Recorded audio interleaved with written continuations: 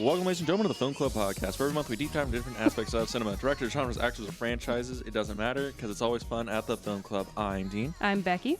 And this month, actually this summer, we're doing something totally different.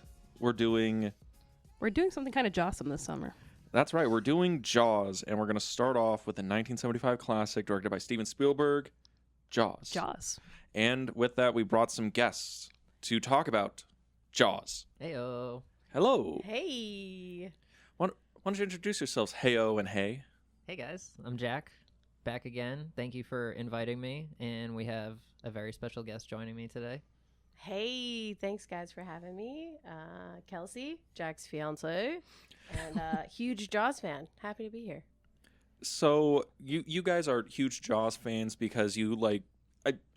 I know that you guys grew up on the East Coast, right? Yes. Was it like by Martha's Vineyard where this was filmed, or is it like close to there? I think you mentioned once you've been there like a number of times. Yeah, so we grew up very close to Cape Cod, where this film was shot. Martha's Vineyard is an island off of Cape Cod. And we were, I don't know, like an hour, maybe a little less from the start of the Cape Cod Bridge, but spent a lot of summers vacationing all over there.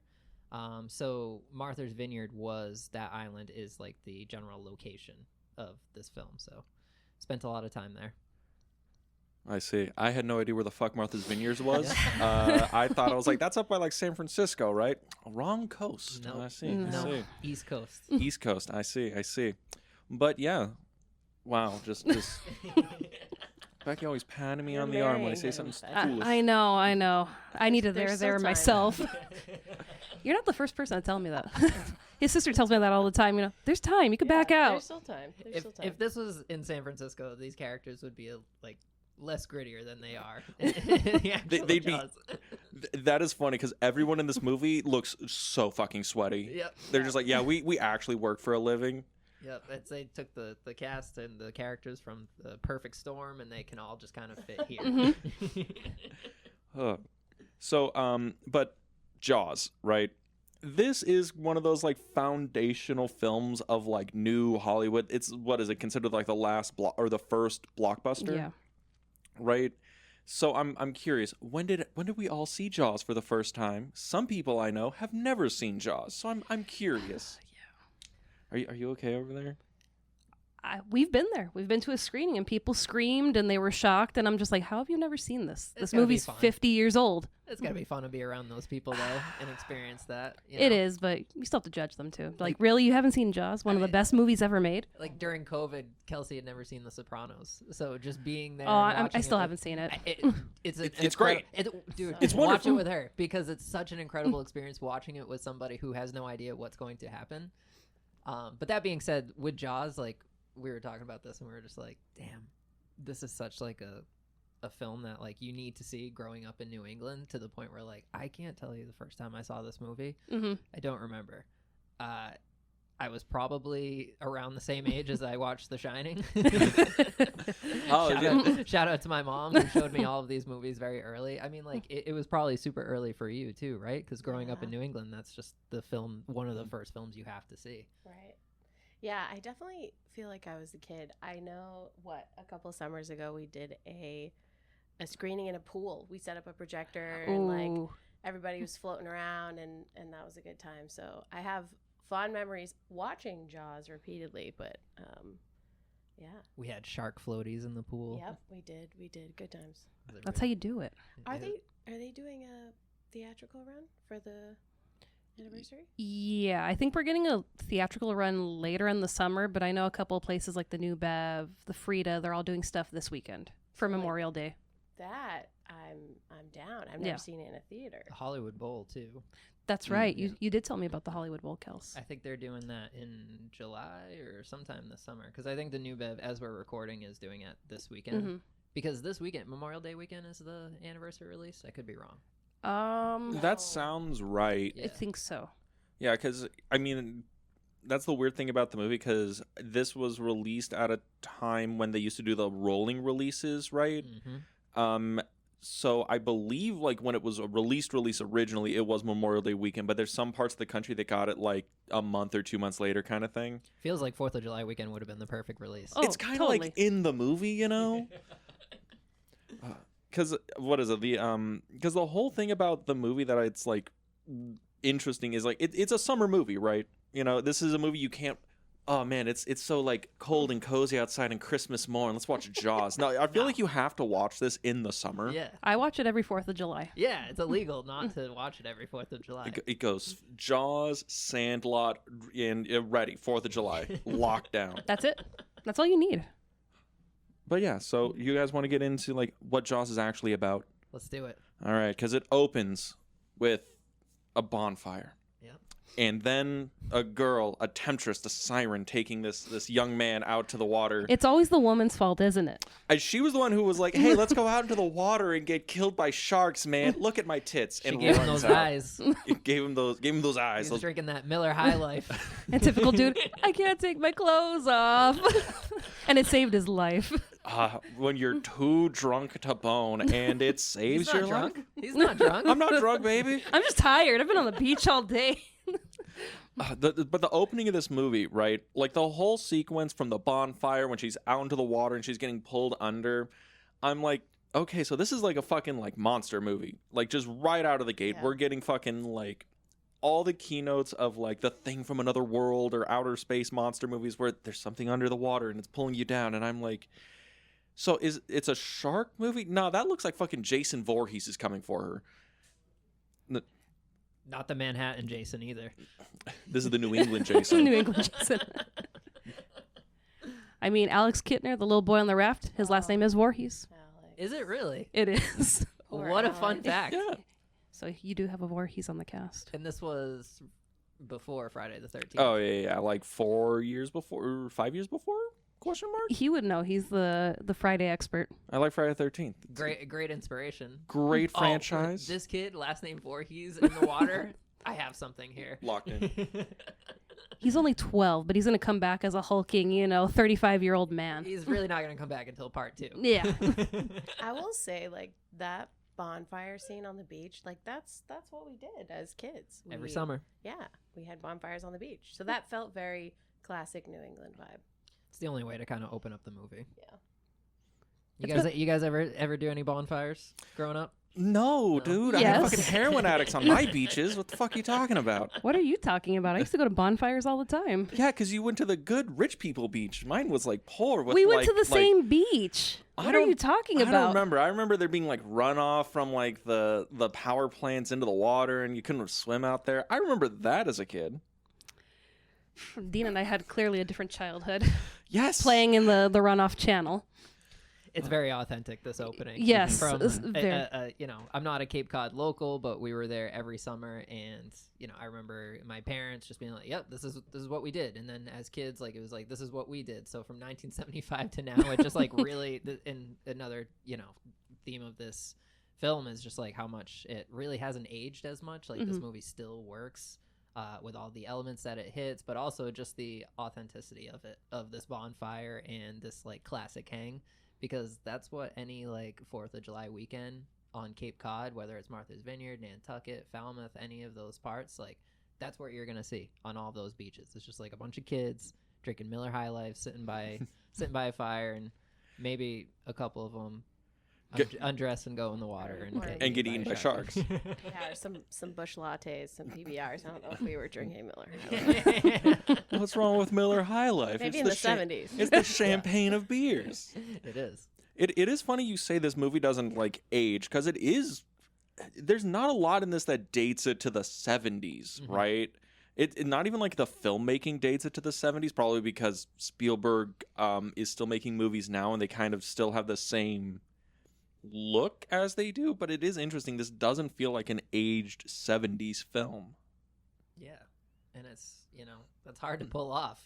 Some movies came out 5 years ago and they feel very aged. Oh, and this yeah. one is 50 years old and it still feels real and, still has all those Spielberg elements to it. It's got to have an annoying kid in there. You gotta. It's got to have I know Kelsie wants to talk about eventually the what really makes this movie is the amazing score from John Williams. Yes. We can talk about that like whenever. Yeah. you realize like we can just talk about whatever you want, right? Yeah. This is a podcast here. But yeah, the score from John Williams is like, that's why this movie fucking works, right? Yeah. 100%. You know, we were watching the making of it, and they talked about like a screening that they did that was kind of like unfinished, and they hadn't applied the John Williams score yet, and everybody just, yeah, it's fine. You know, this movie's okay. Yeah. Like, you did okay. It's not worth all of like the extended days and the extended budget and all the bullshit that you guys went through like on the studio side to make this thing. Because this movie went like, what is it, months over schedule and like millions over budget? Yeah, it was. Yeah. It took 7 months to film it when it was supposed to be like 2 months. At what point, if you're the studio exec and you're like, we gave this fucking TV director how much fucking money in Martha's Vineyard and he's how over budget? Throw him off the fucking boat. We'll get somebody else on there. Yeah. We'll come back to California. We'll film it in a pool. And the whole cast just being stuck on an island together for 7 months. I would throw Jack over. And you can go. You can get out of here. Let's be honest. You would kill Richard Dreyfuss weeks before Jack. 100%. Weeks before Jack. It is funny to hear stories of like Richard, because I'm like, oh, Richard Dreyfuss, oh, American Graffiti, Jaws, oh, he must be like a fun, lighthearted guy. No. Nah, man. Every story I hear from Richard Dreyfuss is that he is like a obnoxious asshole. Yeah, even him just talking about the making of it, like it was like 25 years later they were interviewing him and he was just still so frustrated. They're just talking about the walkie-talkies. The shark isn't working. The shark's not working. Shark's not working. We have to wait another hour for this vessel to go by, and he was just absolutely like frustrated. But Dreyfuss, he's an interesting character. I remember hearing a story. I forgot what film he was nominated or won an Oscar, and that year he found himself in an elevator full of people. And Jack Nicholson was in there, and it was just like a really quiet elevator ride. And then as he was about to exit to his floor, Jack Nicholson just whispers, "I bet you're glad that I didn't make a movie this year." Jesus Christ. It is funny you say that because another actor in this movie would just fucking bully Richard Dreyfuss. Robert Shaw, before every take, would be like, "Mind your manners, Robert." Yeah. Or was it "Mind your manners, Richard"? And Richard Dreyfuss would just like open every scene with "Fuck you, Robert Shaw." Yeah. Like at the start of every take he ever is, I think if you see some of the like raw footage, it's him saying, "Fuck Shaw."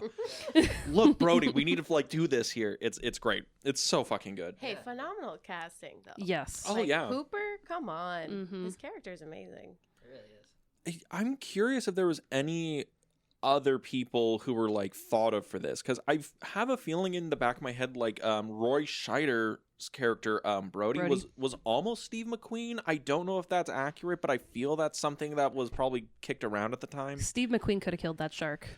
Yeah. Well, he wouldn't need the boat. He would just like swam out like Michael Phelps. He would have drove the car into the water and taken him out. Wow. Totally different film. Yeah, I mean, okay, like Roy Scheider's a very specific like energy of actor, Yeah. right? Mhm. And I don't think you could get anyone other than Roy Scheider to play Brody, right? Like this Yeah. kind of like, I'm like a tough guy, but I'm terrified of the water. I can like be both like this gruff sheriff, but also like a really like sweet dad. And subtle too. Mhm. You know, like all of his films, he kind of really brings that subtleness to like all of his characters, like in really big grand scheme things going on. Like I felt that way similar in Sorcerer. You guys see Sorcerer? Oh yeah. Yeah, like it's very similar to what he does here in Jaws, and bringing that element of just like, oh shit, I know what's going on out there and nobody else is, so we're gonna do this like zoom shot, and he's just gonna act with just his One of the best eyebrows. shots ever. Yeah, he's a classic dude. I love him. It's also weird because I don't think of Roy Scheider as one of the biggest leading men of the 70s, right? Definitely not. Mm-mm. No. Which is weird because he's in French Connection, he's in Yep. Jaws, he's in All That Jazz, he's in Sorcerer, he's in all these movies, and he's the lead, he's the fucking like guy on the fucking poster, but I'm like, well, he's not Pacino or De Niro, or Subtle. it's the subtlety of Yeah. it all. Yeah. Pacino's he's big. Jack Nicholson's crazy. You know, all these guys are wild, and he's just sitting in his chair hoping nobody gets eaten by this fucking shark. Roy Scheider did not do enough cocaine to be a movie star. No. Not even close to He was enough. just looking around at everybody else. There's like, sharks everywhere. Sharks, Yeah. sharks. Sharks, damn it. Hoo-ah! Hey, you gotta slow it down, buddy. He should have spent the summer with Dennis Hopper, you know. Been like, he could have gotten his coke game elevated. Spent a summer with Dennis Hopper. You're not gonna do this on board, are you? Lord, but what were we talking about before the cocaine? The score. The score, right? Yeah. The John Williams score is magical. Yes. Incredible. Is this his best score? Okay, I just have to throw that out there. I know because John Williams has what is it? It's Star Wars? Star Wars, Jaws, Raiders, Home Alone. I think is also John Williams. Home Alone, E.T., Harry Potter, Schindler's List. You're- Oh my God, there's more that I'm missing. Jax is over here being like, "Fuck it, can he just have like a dud? Just one bad movie Never. he did." That's a whole nother podcast. Right? Pretty John sure he Williams, does like the theme to the best Olympics too. Yes, and- it is. Yeah. Yeah. Sunday Night Football. Yeah. Yeah. Is that fucking John Yeah, Williams? yes. Yeah. Yeah. You mean the fucking like the song that I've heard every year for the last 30 years of my life? That's John Williams. Dean, your whole life Yeah. has just been scored by John Williams. I didn't know have how to a- take this. I have Season a of a really Crisis. special place in my heart for A New Hope score. Hmm. I just That binary sunset. sometimes Kelsey and I will just like we'll go to Disney and we'll just play that Empire Strikes Back or A New Hope soundtrack on the way there just to get hyped up. Like, Can confirm. yeah, you know, Can like, confirm. even Kelsey, like- Kelsey's like, I'd like to listen to like something on the radio that was made in the last like I 50 years. Even before Yeah. like job interviews, like sometimes I listen to like some Seriously. John Williams scores just to feel inspired, you know. Like, let's just, put the Cantina song on repeat. Bum, bum, bum, bum, bum, bum, bum, bum, bum. Dun-dun-dun-dun-dun-dun-dun-dun. No, I Well- mean this is a very adventurous score. Like, towards the end, it really works here. Well, and I think too, right? His first pass, Spielberg was like, "Okay, John, but Like, that's but it. really, what did you have in mind?" Yeah, very funny, bro. No, I want it to be an adventure film. And Spielberg's like, dude, we're making a horror film with like tits and blood, and he's like, dog, what the fuck are you talking about? They're on the high seas chasing him with a harpoon. You have a PG rating, Stevie. He's like, I'm gonna soon elevate to PG-13, Someday. someday. When did that become a thing? It was because of Spielberg. Was it? Yeah. Yeah, he did Temple of Doom, and everyone was like, "Oh, fun adventure movie with Indiana Jones." And then the children screamed when he got the heart ripped out. Hey, Temple of Doom is rough. Temple of Doom's hardcore. Yeah. It was the back-to-back, I think, of Temple of Doom and Red Dawn, because Okay. those were both PG movies, and everyone's like, guys, Red Dawn's PG. I think Red Dawn's PG. Poltergeist is PG. Yeah. Poltergeist is PG. Poltergeist is PG, Crazy. right? Well, I think there was the MPAA made him. There was one scene with the leg, when the leg floats down. When the to leg bottom drops? of the Yeah. ocean. Yeah, and they made him switch that up a little bit. It was a little more gory / graphic. Yeah, I think they made him cut like a few frames from it. Mhm. Like the leg like drops and then it bounces off. Hmm. Mm. And then in the movie they were just like, "Hey, just have it Drop. drop down and Yeah. not bounce." And of That course, gave you him compromise. a PG. Yeah. Crazy. I mean, it was a pretty good effect. I was watching it last night and I was like, that looks like a real leg. Yeah. Oh, But a lot Oh, of the effects in this fantastic. still look Mhm. really good. Yeah. oh yeah. I'm surprised the shark, because I know the shark's fucking phony, and I also know the shark didn't work worth a damn. The shark's phony? The shark is What? phony. What? Bruce? Sharks, They didn't train him? I honestly, Wow. okay. Bruce was not a SAG member. It would, from what I hear about the production of this movie, it would have been both easier and cheaper to train a great white shark than to get Bruce to work for more than 2 hours a week. They weren't paying him enough. They were not paying Bruce enough. That's true. That's Sounds true. like a tough So- summer. Training sharks? I can't even imagine. You could figure it out, They're like, come up to the boat and like, but don't really bite them. Okay, now go back. The shark would have been like, I guess we're fucking doing this shit. You got my trailer ready? All Tired right, of fine. this shit, boss. Watch your eye line. We got the blood and guts right here. You just swim this way. It's That's like, how can you you This way, please, can this we way. please get the PAs out of my fucking eye line? All right, I want to work with Shaw, not with fucking Bill over there with the fucking coffee. All I'm right, a thespian, I'm a guys. goddamn thespian.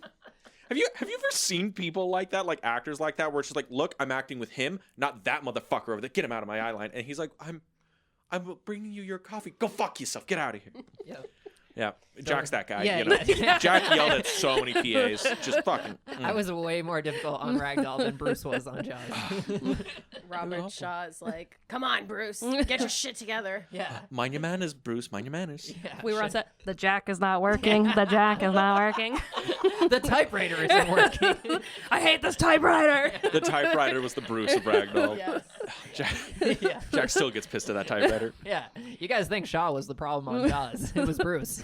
He has nightmares. Sometimes he wakes up. Like, typewriter. The typewriter. Well, And then Dean would come in. It's simple, Jack. You know, you turn the thing and then see it's typing again. And Jack would be like, it wasn't doing that a second ago. It wasn't doing it. No, I gotta hit my mark. I gotta hit these lines, and I gotta work with this typewriter. Dean, you should have put that in the casting call. Must Yeah. know how to use typewriter. Yeah. We would have practiced. I thought I hired somebody who came prepared to sets. I'm sorry. I don't demand much, but on our next project, I'd appreciate it if there was no typewriters. Oddly enough, Dean has made so many films, all of them have a typewriter in it. I don't know why. But he ups the ante every time. 2 typewriters. Next time 4 One typewriters. on each hand. Yes. now. Boy. I wrote a bunch of bullshit on that typewriter. I know. I think I still have it somewhere. But wait, I think you said, what is it? Shaw was difficult on this. Was Shaw difficult on this film? That's the rumor. Well, he was That's drunk right. all the time. Well, that doesn't make him difficult. That just makes him fun.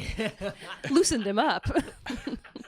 Yeah, maybe he wasn't like that much of an issue that everybody makes him out to be, just because the shark was everybody's problem. Mhm. But yeah, there are the stories of, because he passed away like shortly after Jaws, right? Like only Yeah. like 2 or 3 years after. Yeah, I wasn't too far behind. Yeah. Yeah, because he had already made like The Sting at this point with like Paul Newman and fucking the other guy. I from love Butch that guy. Cassidy and the Sundance Kids, Robert Redford. Yep. He had already made like The Sting with them, and so he was already like Oscar nominated, winning actor, and all that stuff. And then there's Jaws, and then I don't know of anything else Robert Shaw's been in off the top of my head. This man is Quint. He's just Quint. That's it. They're completely random, but there's this like stage play that's going around on the East Coast right now called The Shark's Not Working. And it's basically Quint, Brody, and Hooper in the boat. And it's just like this tiny little stage. And Robert Shaw's son is in it. And he's portraying his father. And he looks just like him. It's so Wow. creepy. I hope they bring it here. How much liquor did he have to drink to look like Robert Shaw? Yes. Nepotism, Yeah. baby. Is this still going on? We're going back east in June. I would love to It check might this be. out. They're moving around slowly on the East Coast. So you guys might get lucky and see it. Hey. We'll take a classic trip over to Martha's Vineyard and see the kids. see the kids drink. Just stay out of the water. Yeah, that's it. John Williams' score, right?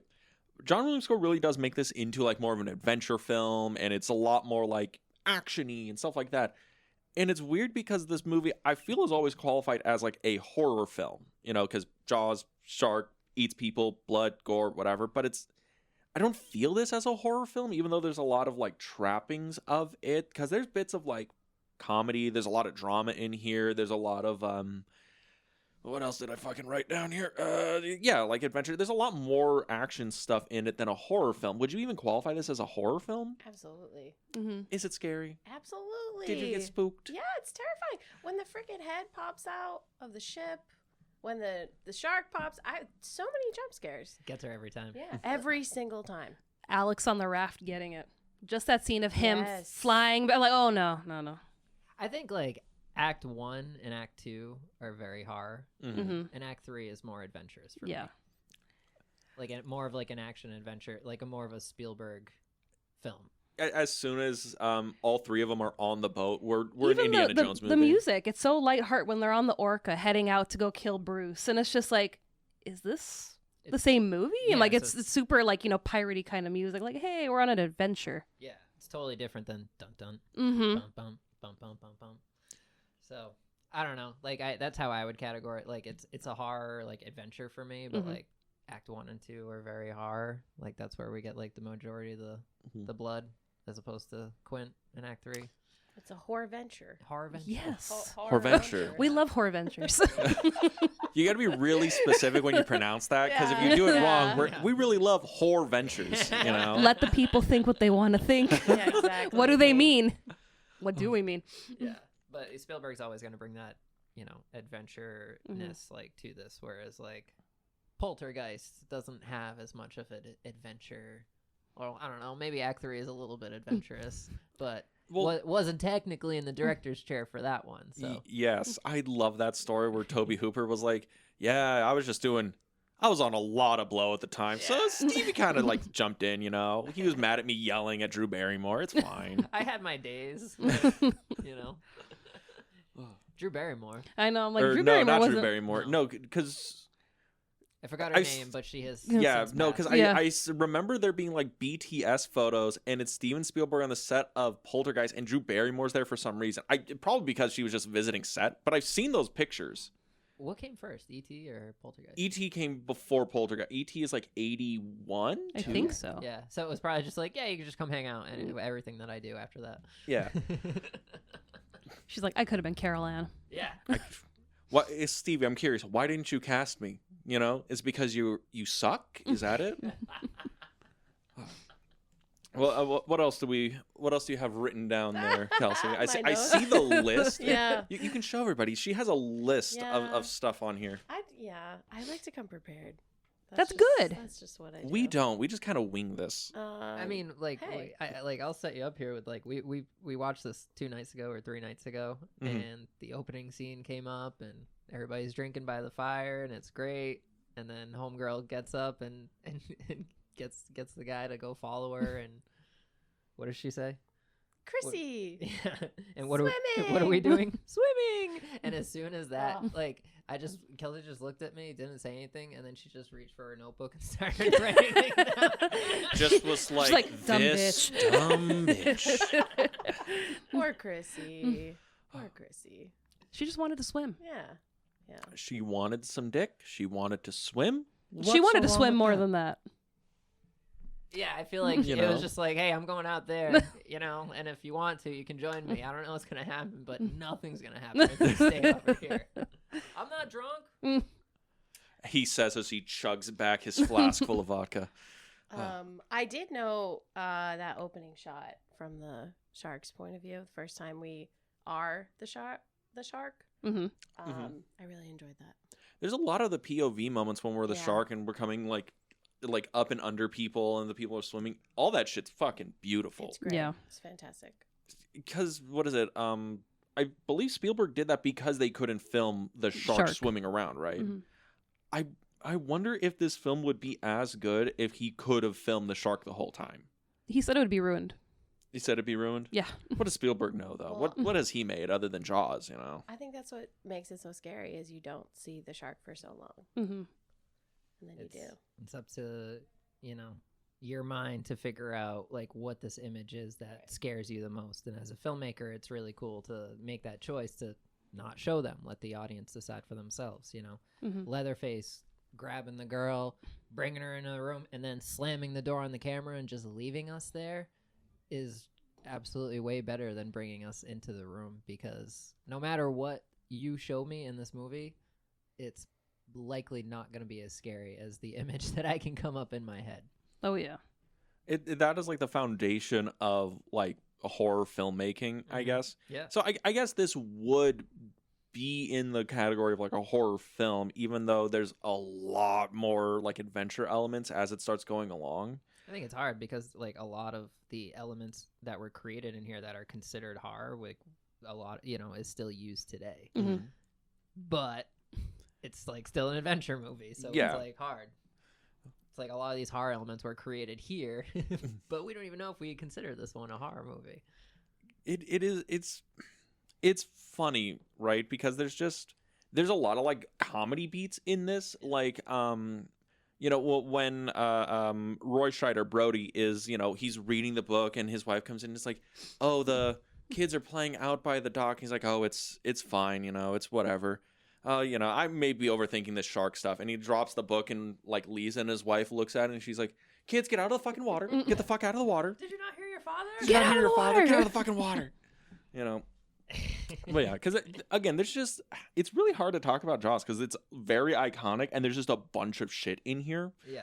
But after we get to the opening scene, what's the next thing we see? Brody and Ellen in their bedroom.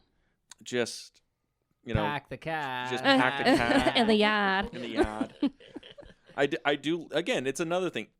We have horror moment, and then let's have a funny, family-friendly comedy beat, right? Amazing job at doing a terrible Boston accent. A terrible? No, that's accurate. I It's can accurate speak- at doing a bad one, yeah. So accurate. That is like, could have played for the Celtics. Like, perfect Boston accent right there. Tatum will be okay. Yeah. Jason Tatum will be okay. Yeah, I know. Moving on. Moving on. on. The floor's open to discussion, everybody. Dean. See what you did. No, I mean, you're right. Like, there are a lot of comedy beats in this as well. Going away from adventurous and horror, like, this movie's hilarious. Every single thing Quentin says just makes me laugh. Just a drunken buffoon who knows what he's talking about, and all of Cape Cod is filled with those people.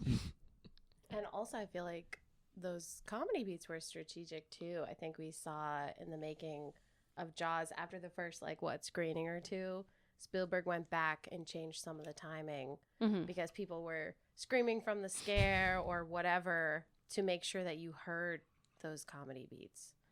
And I feel like that worked because the movie is hilarious too.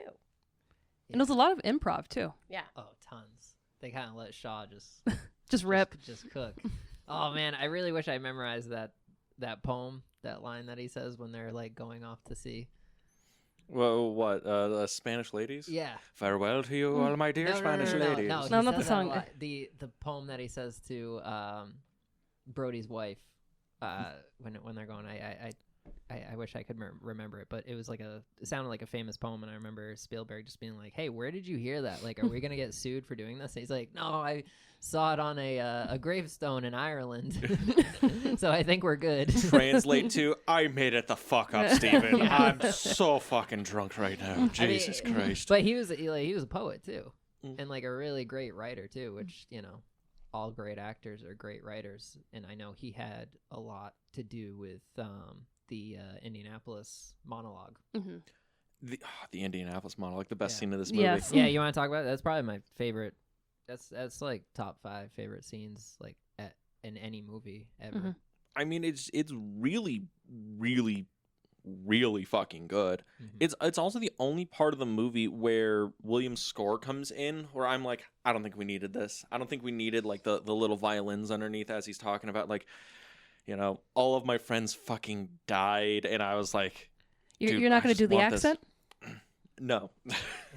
I don't have enough liquor in me to do a proper Robert Shaw impersonation. Yeah. I thought you were prepared. I'm so sorry. I mean, it's truly a beautiful scene, and like honestly, between the 4 of us, like the movie I really want to see. Yeah. So that's the thing, right? Because there's so many fucking like prequels and like remakes and everything done like today, and I'm like, okay, I don't want a Jaws remake. We don't need that in this world. Never. No. We don't need that. But could I get an Indianapolis prequel with Bro. fucking Quint? Why hasn't this movie been made? It's a real story. It's Yeah, real it shit. is. Yeah. It's also way more fucked up than what Quint's letting on, by the way. Yeah. Yeah. Did some of Definitely. the research. It's way worse. Yeah, because the whole crux of it is it's really explaining why Quint, real Robert Shaw's character, is the Captain Ahab of this movie, why he hates sharks, why, we're in Quint's fishing boat, and there's just, or what is it, his little cabin, and there's just shark jaws all around, and I'm like, okay, cool, not a serial killer? Cool, all right, prove me wrong. And the monologue is just explaining him on the USS Indianapolis and how it was hit by Japanese torpedoes, and in real life, they were the ones who took the Enola Gay over to bomb Japan. So it was like, oh, it's sunk in the water. Does anyone know where we are? Fuck no. Fuck, the president doesn't know where we are right now. All right, cool. Because when it went over, the real story is they were all covered in like oil from the ship, and then it all lit on fire. So the top half of the ocean is just on fire for about like, I don't know, couple of hours, and they all had to like swim down and hold their breath as long as possible till the fire went out, come up for air, go down. And it's like that for like a few hours till the fire goes out. And then they're all just floating in the middle of bumfuck nowhere. Like, okay, the worst part is over. And then the sharks come in. And all that shit is awful. Awful. And Robert Shaw's just smiling the whole time, just telling them the story. The USS Indianapolis. You ever see a shark's eyes? They're black like a doll's eyes. There it is. And then when they bite down on you, their eyes roll back white. I've used that at a wedding before. Yes. Impressive. Yes. Is that what you're gonna do for your best man speech for your brother? At my cousin's wedding, the maid of honor got toasted in between the ceremony and her speech, so she was blackout drunk. And I remember, the music started, and she starts running, and her eyes were black like a doll's eyes. Like I don't know if she just hit a fat rip and just dialing, boom, and she hits the dance floor, and it's like her eyes roll back white, and it was literally like Land Jaws. shark. Land shark, you know. Her eyes were black like a doll's eyes until she hit the dance floor and they rolled back white. Awful. But yeah, Well, that scene's great. we delivered the bomb. Delivered the bomb. Did And it. then look what happened. Look at the Robert Shaw movie with his son playing him. Ooh, Yeah. casting. It's Hey, Netflix. It's already there, my guys. yeah, you heard The it writing's here on the first. wall. Y'all know me. Oh my god. Nails on a chalkboard has never actually been like good hearing except in this movie. With this little shark drawing. It's the best. Freddy Krueger did it once. Did he draw that himself We before he have did to it? assume. That's him, Joseph Elvis.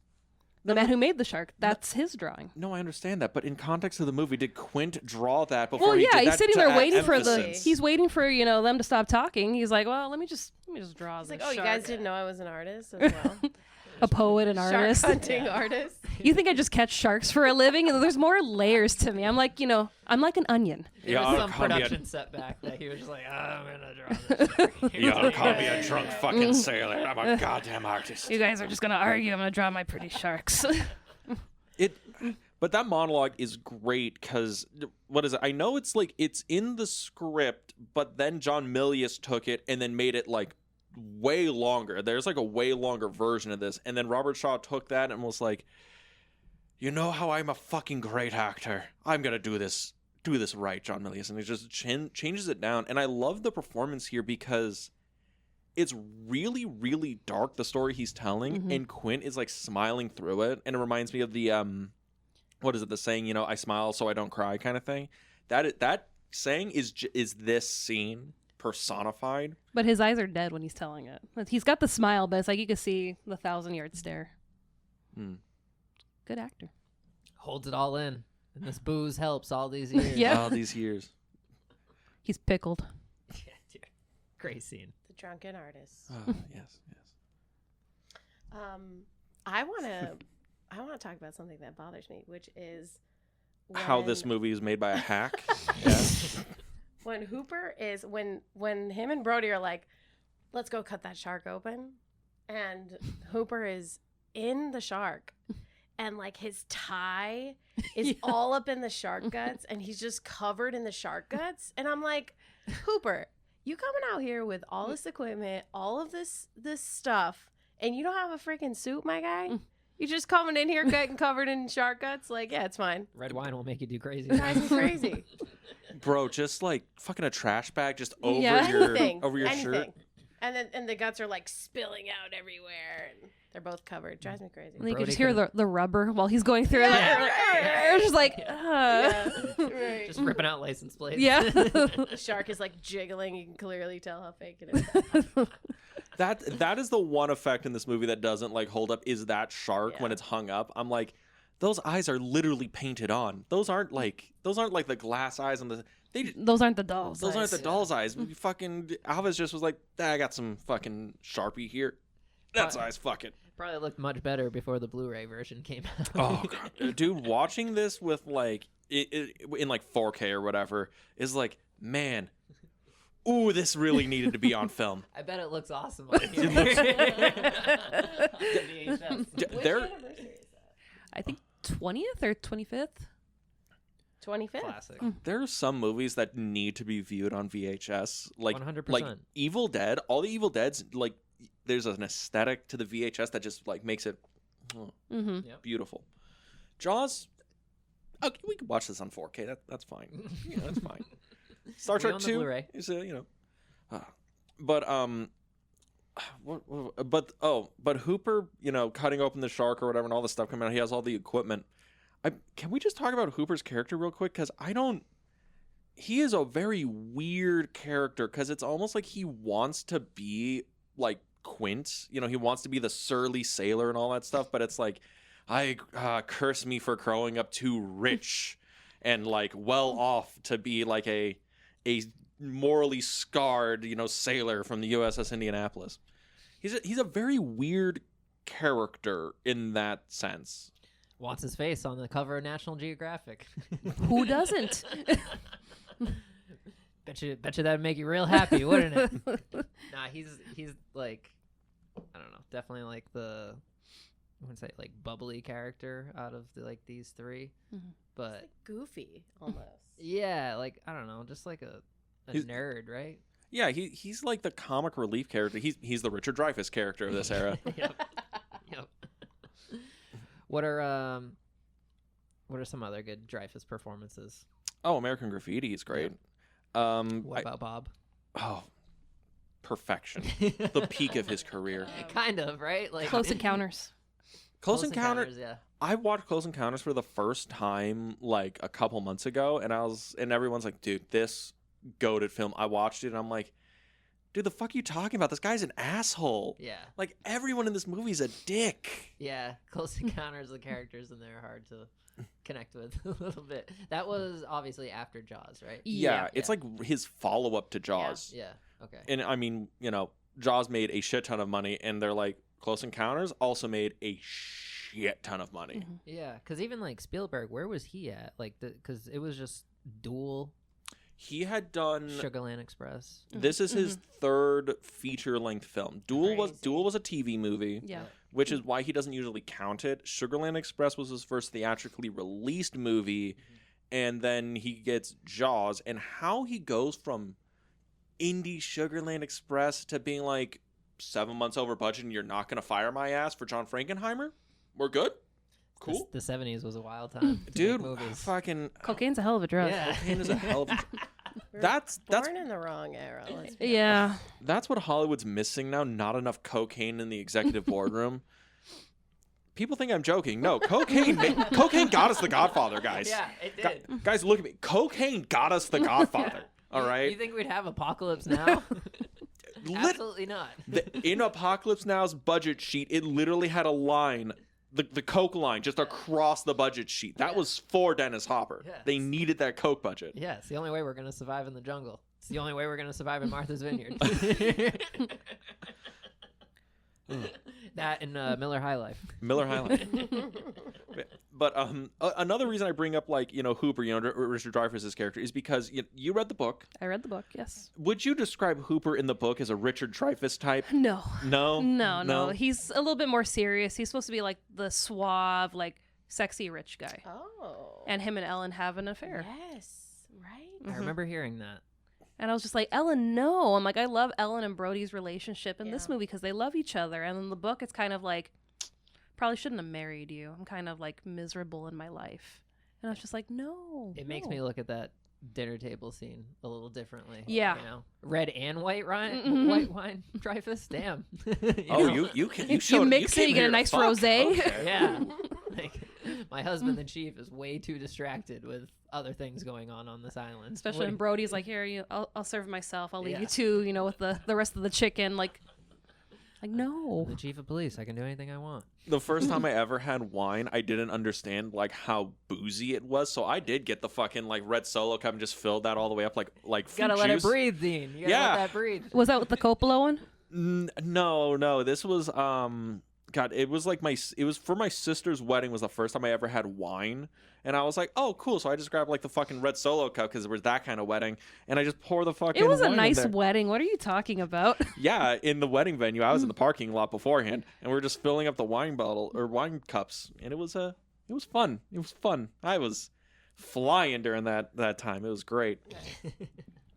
Rather regular old Robert Shaw there at my sister's wedding. Y'all Meanwhile, know me. I'm running around I'm the working, and bride's Dean's brother. getting drunk in the parking lot. Wow. It was great, you know. People were making. My grandmother was making mimosas out of the trunk. It was wonderful, wonderful times. You're giving us a lot of ideas. Yeah, for that's our what I'm wedding. talking about. Trunk mimosas. Trunk mimosas. That's the way to do it. All right. That's the best kind. I'm sure there's been some trunk mimosa weddings on Martha's Vineyard Island. Hey, for sure. look. Some people sell tamales out of trunks. Others sell mimosas out of trunks. Come on. Why not? Different strokes. Different Yeah. strokes, different folks. Yeah. But because this is based on a book, right? And Yes. there's like some major differences from the book to the movie, right? Have you guys ever read the book? No, No. I'm taking it home with me. Okay. You can take the Thanks, 50th. Becky.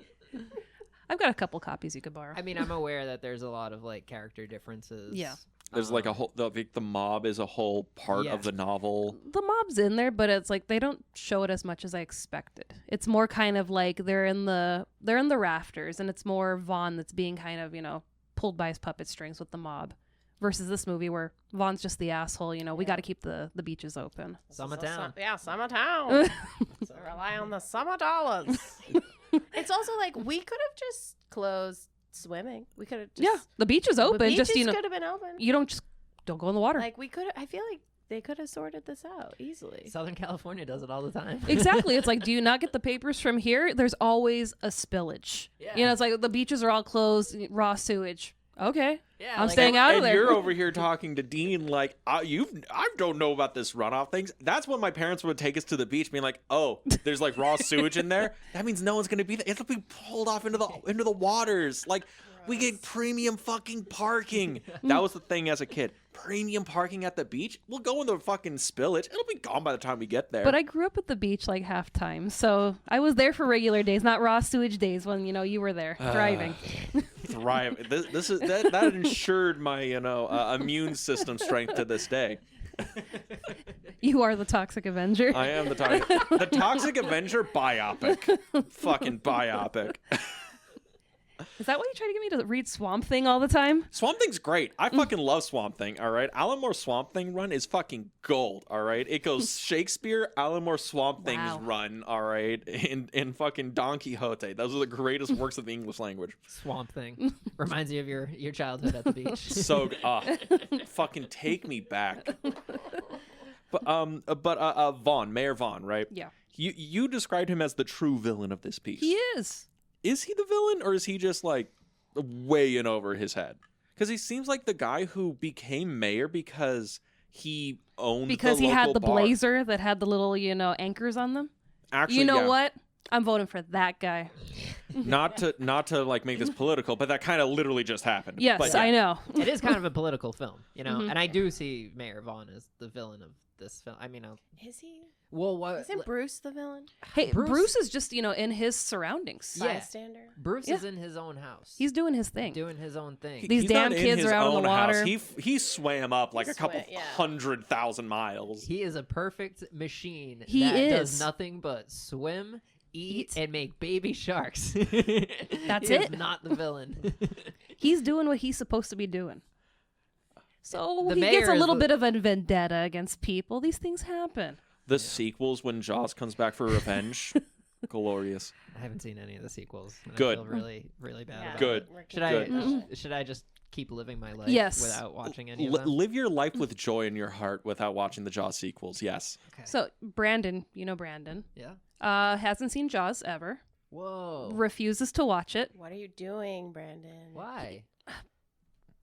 His argument is Jaws has permeated so much of pop culture that he basically is like, I kind of already know what happens in the movie, and watching it now, it's like 90% of the movie spoiled for him. So he's like, his argument is like, if I watch it, I'll just get no enjoyment because I already kind of know what happens.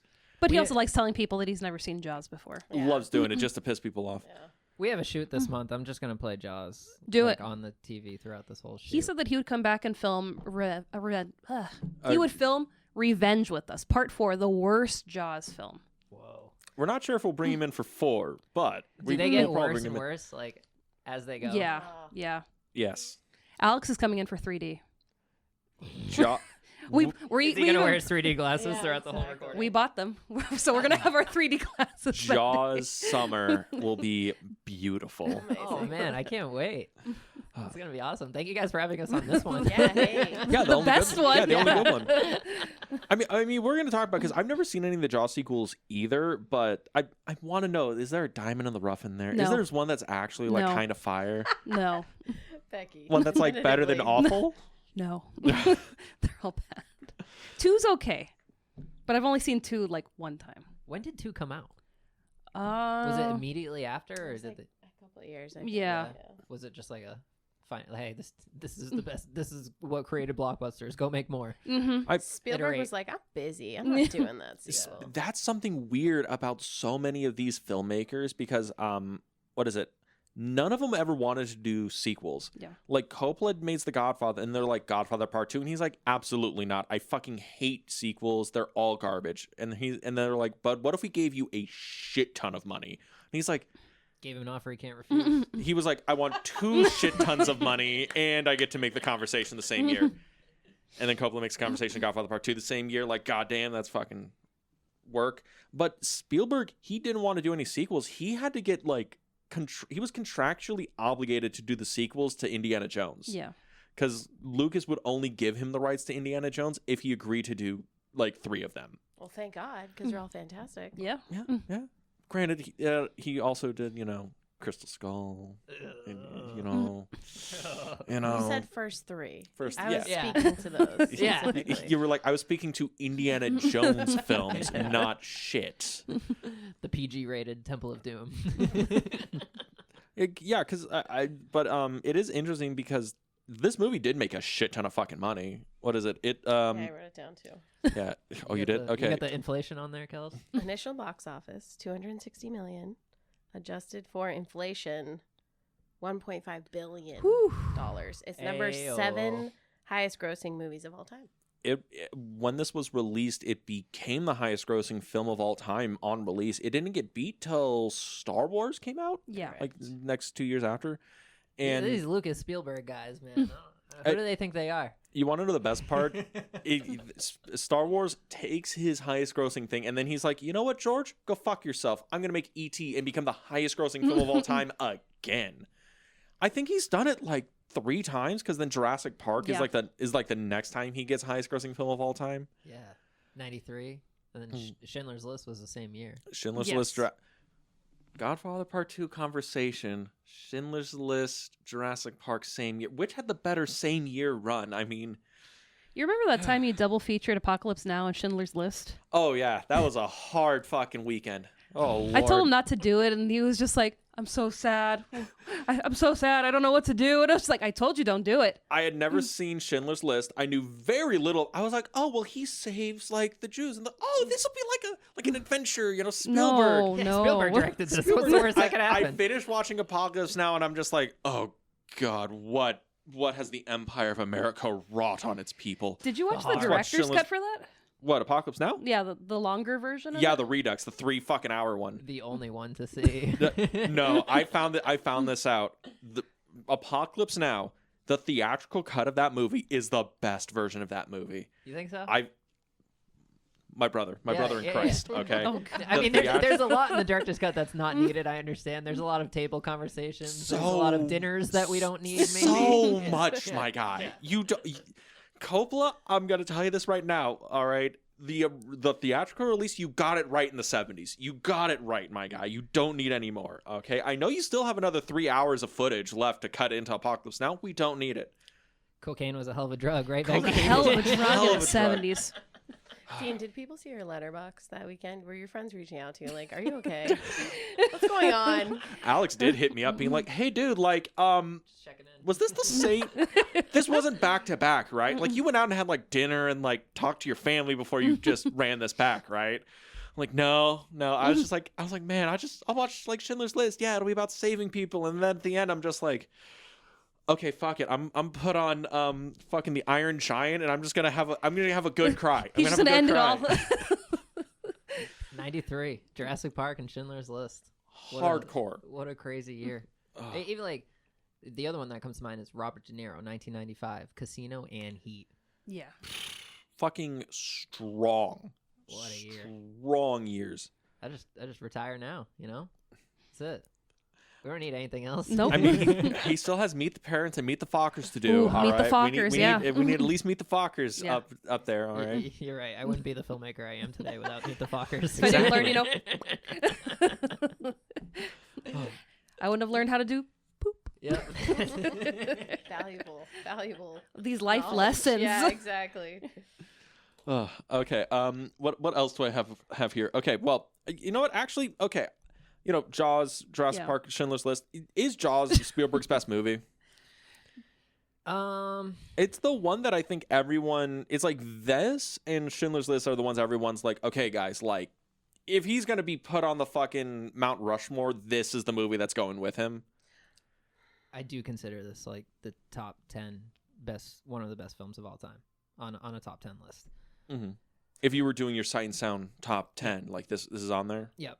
Yep. As a personal favorite. But I mean, let's run it down with Spielberg. So it was Jaws, Close Encounters, E.T. E.T. Raiders of the Lost Ark. Yep. Saving Private Ryan. Yep.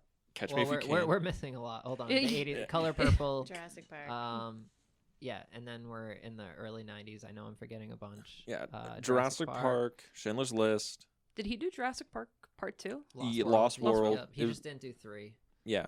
Okay. And Lost World was like the sequel he did because he's like, yeah, this is like all the stuff I couldn't fit into the first Jurassic Park, so I'll finish it off here. I mean, he almost did an E.T. sequel and No. just put it all into the ride. Oh, yeah. Yeah. Well, I mean, It was a fun ride. When you think about those movies like Jaws, Jurassic Park, those have the most legs. There's theme park pieces, there's rides, there's toys, there's collectibles, there's so much. So I feel like when you're talking about which movies had the biggest impact, I would probably pick those two in terms of like pop culture. Mhm. Right? Just permeation, Yes. right?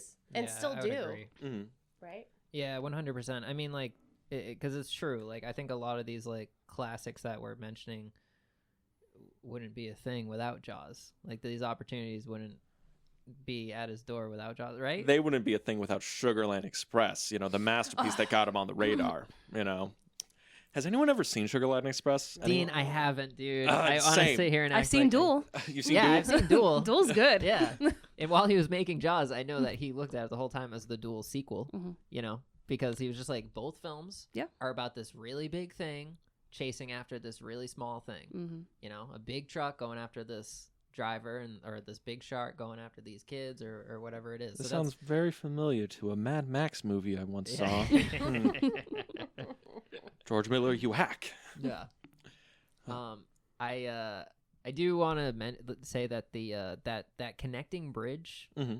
You guys know what I'm talking about? The one that taxis you over. Yeah. The where they basically have that conversation with the mayor. Yeah. Telling him like, hey, we're actually gonna go back on this, and you know we are going to keep the beaches open, and we think the autopsy came back, and we don't think that this was a boating accident. Mhm. Basically, I really love that scene. Like, we just kept this stationary with them, but we feel like we're moving because the bridge is moving. Yeah. That bridge is still there today. It's the Mhm. Chappaquiddick Bridge. Mhm. There's a really cool seafood restaurant and bar that's attached to it. So we're going right after this, right? Yeah. I have a plane. We're good to go. Sick. And yeah, that's a really cool area. But I really love that scene because there's so many ways that could be shot. There's so many ways that could be done, and I feel like that's like one of the most important parts of the movie because that's where we like have officially lost trust. Yeah. You know, between the ones that are in power, which is the chief of police and the mayor. And we are, you know, and maybe the mafia should have been brought into this film a little more. Yeah, because I mean, scenes like that, a lot of them happen in Brody's office. Mm-hmm. So it's like, I like that they kind of utilized the community and just made you feel like, yeah, you're just moving through town. You know, Yeah. you're experiencing everything that the townspeople do on a daily basis versus the book where it's, okay, let's have this meeting in my office, or you come to, you know, Vaughn's office or wherever, or gnarly part of the book is the mafia goes and kills Brody's cat. Yep. It's the little boy's cat. They go and they kill it because Brody's, I'm going to, you know, close the beaches. I'm not going to do this. And the goons come down and, take care of that. So it's interesting to see how, I don't know if it was Spielberg, it was the team that's just kind of like, It feels like a Spielberg thing, right? Mm-hmm. It feels like something that just isn't in Spielberg films, and feels like the thing, like, I haven't read the book, but the thing that's in the book that he would not be interested in doing.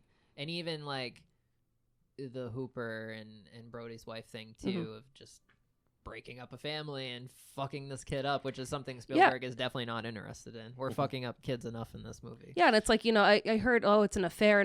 It's like a one-time thing, and it's just because Ellen needed to not get off, but she was kind of like pissed off at Brody, and it was just like, I need to do something. Yeah. And she was like, it didn't really mean anything to me. It's like, well, then why do it? Yeah, and it's chaotic. You were just mad it wasn't more sultry in the book. It's just a fade to black in the bathroom. They do fade to black. They're talking it up, and then it's just the next day. I'm like, what the fuck? Like, okay. No, Being like, this isn't like ACOTAR at all. It's not like ACOTAR. Yeah. Jack, you're talking about Spielberg not wanting to kill kids. We literally watch Alex. Yeah. die. Yeah, no, Brutally. I'm saying like that's What are you talking about? Well, like we've done enough damage to kids in this movie, and I don't think we killed any other kids in Spielberg movies after this, right? No, because okay, it's really weird because Spielberg said that before, where he's like, now as an adult, as a parent, I couldn't film the killing of the kids scene, and You I'm can't like, make Nosferatu. I can't make Nosferatu, and I'm like, Spielberg, my guy, like we get it, it's fine. Like you could kill kids in movies, all right? It's not, Steven, it's not real. Yeah, all right. We got to do this pretend. sometimes, though, right? This has to happen. Oh, the worst death of this movie, Pippet. Pippet. Yeah. Pippet. R.I.P. Pippet. Oh, the doggo. Yeah. Black- Not the doggo. Yeah. Oh. That's the worst one. Yeah. There's no mourning in this movie. There's no grief. Like nobody gives a shit about Chrissy. I mean, well, the Even in the mom, book. That's it, though. Mhm. Even in the book, they don't give a shit about Chrissy. Yeah. They're like, she's not from here, so who cares? And it's just like, what? You don't even go here. They're like, that was his dinner date. Like, she's not from here. She's from the mainland. I'm like, Yeah, she's like from Providence, Rhode Island, Yeah. and they're all just like, oh, she hasn't come back. I don't know. I'm literally over here being like, guys, that's within 100 miles. She's from where you're from. Vaughn's like, she was a drifter. She had no family. No one loves her. Like, People from California, dude, they live within 100 miles. They're from where you're from. People in like East Coast, dude, they're like 2 blocks away. Might as well be another fucking country. yeah. Dude, like to Fuck get 'em. into Cape Cod, like you have to go through the Bourne Bridge, which is just like always backed up no matter what. And like there's this, It's like the 5. there's this campground that's like right before the bridge that everybody go like that's the campground that just fills up more than any of them in Cape Cod because everybody just goes there so they don't have to go over the bridge. I just imagine it's just like, yeah, and there's this little campground. It actually built up to a whole community of people who it's like, we couldn't ford the bridge. It was too far. Don't get me wrong, it's an amazing campground. I love going there. It's Great awesome. times. But Yeah, like, great I know why this is packed up more than the rest. I'm curious, why do you think Spielberg changed so much from the book to this? I mean, yeah, like he's not interested in certain things, but I'm like, this is like a young Spielberg. Did he just not want to do like a crime film? Did he didn't want to do something a little more adult? It's weird because Jaws has like violence in it. There's like, some like nudity. Or There's a lot very more light. deaths in the book. Yeah, there's a lot more deaths in the book. Like it's a lot harder in the book, but I'm like, why was Spielberg just like, even at this point was like, I want to make something more like approachable for like families, I guess. We're already blessed with a PG rating, so let's not force it. Let's not force the issue. Let's keep it wholesome. Yeah, I don't know. Like it just feels like something to me that like he's just like not interested in based on the films that he made after this. Mhm. Like there's not a mafia like stronghold like theme to a lot of his films. It just like seemed. It just feels like that just like went to other people in his network, those scripts went to Scorsese, to, other people, and he kind of stayed more on the adventurous side. But there was so much horror into this one that like we still needed to kill kids and fill the they beat. did. Needed to Keep that, kill though? kids. I mean, they would have been 12. They would have taken a year to film, right? If they kept some of those other elements. Yeah, that's true. It would have, because there's a lot in the book and all that stuff. I mean, honestly, it might just be a thing where it's like it would have been a 3-hour movie. I'm fine with that. Jaws, You're like, fine, fuck it, dude, fucking I 5 hour mean, Jaws. I love mafia shit, dude. You know, like I love mafia stories, and if that element was put into this, The Departed is loosely based on your life. you know, like you want to chop me up and feed me the poor. But if they added that element in here, like I'm curious if this would be in my top 10 list or my top 5 list or my top 1. Like I'm from here. It would I have been love too the beach. much. Yeah, it would've been probably. Too much. It's not another whole storyline that you don't need. Yeah, It's and the right call. this is not me asking HBO Max to do a 10 episode Jaws series. He's not asking that, implying it. No, we don't want a remake of this. We don't. It's, you know, we have what we have. Let's be thankful that we have it, and let's not try to extend it. But I'm very happy to be on a podcast and talk about the what ifs, you know, what could have been. What else we got to say about Jaws? I know you still have pages of notes. No, Dean, they're just thoughts. Pages. Thought starters. Amity, as you know, means friendship. It does. Did you know that? So. Did you know that, Dean? I didn't know that. It's weird because I speak French. I don't know any what that means. I feel like, you know, that ending scene with him and Hooper, they really do form this friendship When by they're the end of the paddling away? film. Exactly. Mhm. And I that when Vaughn says that, I think he's talking to the newscaster. He says amity means friendship. I don't know. I just like that parallel. I feel like we close the film really beautifully. Yeah, because in the book, they're ready to tear each other apart. Brody knows that something happened, and Hooper is like, I can't let him know that I screwed around with his wife. They're not swimming away. They're not swimming away happy. I'm like, I know them Can't to be, imagine why. sharing the barrels and swimming away into the sunset. And I'm like, in the book, I'm like, oh no, they're ready to kill each other. I'm like, this is not happy. This is not friendship. This is not amity. This is amity horror. This is amity horror. Yes. I like the blockbuster ending. Just The happy Can we ending. go with that one? just blow up the fucking Yeah. shark. I'm not going to read the book. You Never son mind. of a bitch. Smile, you son of a. That is part of like one of like iconic lines of Jaws, right? Smile, you son of a bitch. We're gonna need a bigger boat. Mhm. You know, Which was improv. it was improv. Yeah, you're going to need a bigger boat. Improv. Roy Scheider needed more money. Roy Scheider deserved more money for this film. Yeah. Or at least a writing credit. Yeah. Oh God, what is it? Actually, that's something that I just dawned on me. What is it? The movie, you know, the about like friendship. You know, amity means friendship. Hooper and Brody become friends at the end. I've always been curious about this because Jaws gets a lot of praise for it being, you know, the craftsmanship of it. It's praised for like its place in history and all this other stuff. I don't hear people talk about like the themes of Jaws, like what Jaws is like actually about. Is Jaws about? Oh God, is Jaws about friendship? Is that what the movie is trying to communicate? Can you impose the rainbow? The when you do rainbow that? over me. I'll try. Friendship. I think it's friendship. I think it's also family, right? You have two really beautiful scenes. One with Brody having dinner with his son, and they're making the faces at each other, right? Yep, there it is. Yep, nailed it. I should have been an actor. And there's like, I don't know, this heartwarming moment between them, and then when they're in the hospital, Vaughn says, "My kid was out there too," you know.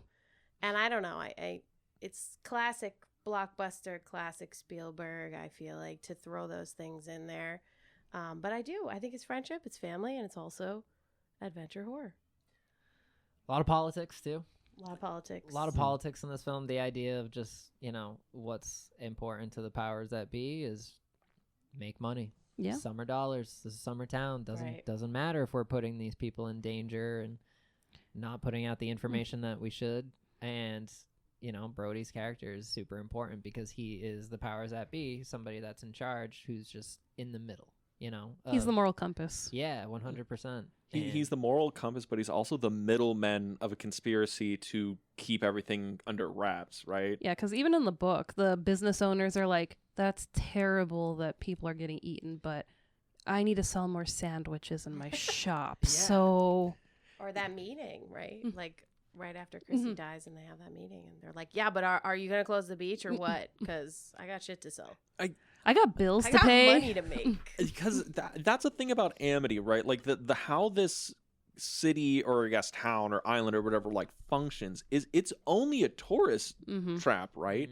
I don't know about like the real life Cape Cod or whatever. Is it a thing where it's like, oh, they close the beaches if they didn't have like a summer swimming thing? Is it like a ghost town by fall kind of thing? Winter, yes. Yeah. Complete ghost town. Yeah. Okay. Like this would really happen. This would absolutely, like, if this, and this is how it would be treated. The mayor would want to leave the beaches open. The chief would be in the middle of it, and the business owners would be screaming for answers.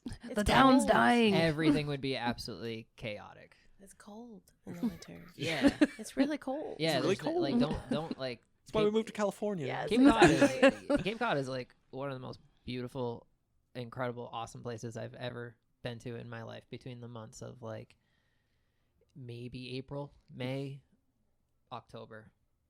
If you're like that's it. Like, don't go there like in the winter. There's nobody there, and if they're there, they've been there their whole lives. But there's a lot of trouble there just because it's so cold and sad and just like a totally different place. Yeah. It goes from being like summer hotspot to like, oh, Dracula is about to walk the moors. Just literally financially surviving off of what you made the previous summer. That's right. And hoping you can just stay afloat until the next one. So it's an important film, Well, and tourism like doubled to the island after they made this movie. Yeah. And they picked Martha's Vineyard because of the distance of the sand to the surface of the water. Like, you could go 30 feet out from shore and still feel the bottom of the ocean. So it's easier to film that way.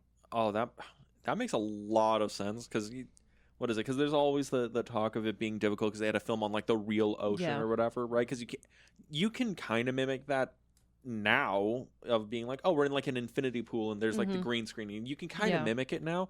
In the 70s, no, you just had to be on the fucking water. Yep. But it is weird because it's like, okay, the stuff underneath, how the fuck are they filming that? Because fucking a film camera weighs like, a film camera's just gonna fucking sink, right? And then you have to have the operator under there in the scuba gear. And I'm like, how do they not just lose like 100 cameras just to the surf? But now realizing it's like, oh, yeah, so right under this camera guy, he's crawling on the sand. So I guess that makes sense. Yeah. That makes sense. Sand dunes. Sand dunes. And I know that the people who lived on the island were also really difficult. They did not want them to film there. Anything they put up, like when they put up that billboard, they had to take it down the same day. So that was interesting too. I mean, you kind of go to places outside of Hollywood and you make a movie, and the majority of the people are, cool, what are you doing? Yeah, what's dude, going fucking on? roll. Can we help? Like, can we be in this? What's that? Like, Martha's Vineyard, Cape Cod, like a good part of southern Massachusetts. They don't give a fuck. The people who have enough movie. money to not give a fuck about you filming at their property. Even if they don't have enough money, like they don't like it. Get out of our shit. Yeah. Like, we live our lives doing the same thing, and like we keep this consistent. And you guys with your cameras and your crew and your catering and all this shit is like blocking our roads and creating a 5-minute added commute to my work. So fuck you, basically, is just gonna be the attitude there. I see. They're like. That being said, we should totally go back to Massachusetts and make a movie. I mean, why not? Yeah, it sounds great. I mean, it does feel like they just picked locals. Like those beach scenes, the fishermen. It's the best way to do it. It's so New England. Yeah, it really is. They did the same thing with Gone Baby Gone. Authentic. Gone Baby Gone. They didn't just put a casting call out for extras. They just grabbed who they could in the streets because that's what was going to be the most real and authentic part of it. It also helps because talking about it being like real authentic, right, is the extras don't look like Hollywood extras, right? They look like normal people. It's like the same thing with, talking earlier, like Roy Scheider doesn't look like a typical Hollywood leading man. Right. He looks like a guy who's like, I spent way too long in New York. Yep. I fucking hate traffic. I just want to go somewhere where I don't have to deal with people anymore. Little does he know, there's fucking sharks. Yep. Fuck. Yeah, and like the locals too are just like couldn't be any more difficult. Like even like just going from money is everything. Like, are you closing the beaches because if you do, people are not going to come here and buy our business and buy our things, and we're not going to be able to survive throughout the winter. But then even then, you put this like big sign in front of the locals that says, I'll pay you X amount of money if you go out and kill the shark for me and bring the head back. And every single one of them from Connecticut, from Rhode Island, from New York, they're all like, oh, cool. $3,000. $3,000 $3,000 in 1975. Yeah, what's the inflation of that?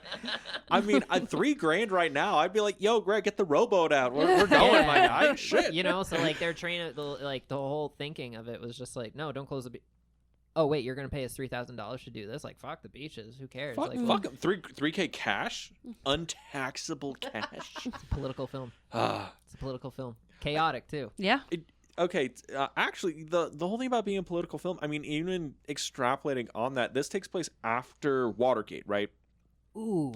Right. Ooh. Love this. Love this, right? It takes place after Watergate because everything in the 70s is either about Watergate or about Vietnam, right? And lack of trust. And so the powers that be. Exactly. I mean, it's the whole thing where it's like, are we surprised that every Stephen King novel, he hates the government? I wonder what era he grew up in. But with that, it's like, it's interesting that Mayor Vaughn is like this slick talking kind of shystery guy, and he is literally building this conspiracy. Oh, there's something that's really, really bad going on, and it's all just covering up. Just kind of like what Nixon did in Watergate. Yeah.